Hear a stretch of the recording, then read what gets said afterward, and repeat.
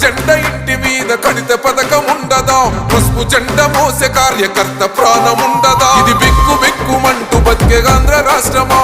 రాబందులేలుతున్న రౌడీల రాజ్యమా?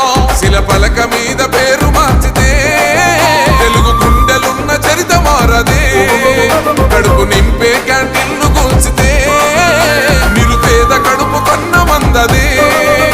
దౌర్జన్యమైన ఈ పాలన ఓర్చుకొని ఓర్చుకొని కట్టలనే తెంచుకొని చూసుకొని దూసుకొని గర్జించి దూకినడు ఓహో చూలు విప్పి దూకినది ఎల్లో సింహమో, దడుసుకొని ఉరుకుతది రౌడీ సంఘమో.